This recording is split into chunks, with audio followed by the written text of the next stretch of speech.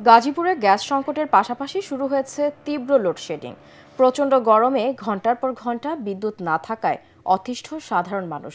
এর বড় প্রভাব পড়েছে গাজীপুরের শিল্প উৎপাদন, খামার ও শিক্ষা কার্যক্রমে। বিস্তারিত মাজহারুল ইসলাম মাসুমের রিপোর্টে জানাচ্ছেন মাসুদ রানা। 1 ঘন্টা বিদ্যুৎ থাকলে পরে 1.5 ঘন্টায় গায়েব। প্রচণ্ড গরমের মধ্যে দীর্ঘস্থায়ী লোডশেডিংয়ের স্বাভাবিক জীবনযাত্রায় স্থবির হয়ে পড়েছে। গাজীপুরে 5টি উপজেলায় দৈনিক 1050 মেগাওয়াট চাহিদার বিপরীতে সরবরাহ মিলছে প্রায় 750 মেগাওয়াট। কারেন্ট লোডশেডিং এর জন্য আমরা খুবই অনেকভাবে সমস্যা ভোগ করতেছি। গ্যাস ও জ্বালানি সংকটে একদিকে ব্যাহত বিদ্যুৎ উৎপাদন, অন্যদিকে তীব্র গরমে বেড়েছে চাহিদা।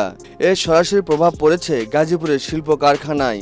ঘন ঘন বিদ্যুৎ চলে যাওয়ায় নষ্ট হচ্ছে উৎপাদনশীল কর্মঘণ্টা। কারেন্ট না থাকলে দুপুরবেলা কাস্টমার আইসেও কারেন্টের ছাড়া খাইতেছে না, এরপরে আমার ভাত নষ্ট হয়ে যায়। বিদ্যুৎ দেখা যাচ্ছে যে কখন আসবে এটাই অনিশ্চিত, বলতে গেলে সারাদিনই থাকে না। শিল্পের পাশাপাশি কুলিং ব্যবস্থা বন্ধ থাকায় পোল্ট্রি ও ডেইরি খামারে বাড়ছে পশু পাখির মৃত্যুর ঝুঁকি।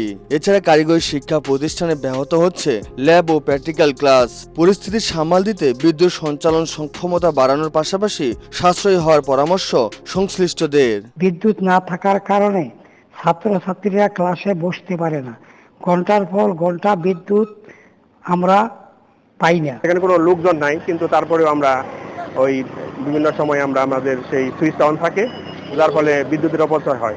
এই বিষয়ে যদি আমরা প্রত্যেকটা নাগরিক যদি সচেতন হই, তাহলে আশা করি বাংলাদেশ সরকার আরো ভালোভাবে দেশ চালাতে পারবে। দ্রুত বিদ্যুৎ সরবরাহ স্বাভাবিক না করা গেলে এই ঘাটতি জাতীয় অর্থনীতিতে নেতিবাচক প্রভাব ফেলবে বলে মনে করছেন সংশ্লিষ্টরা।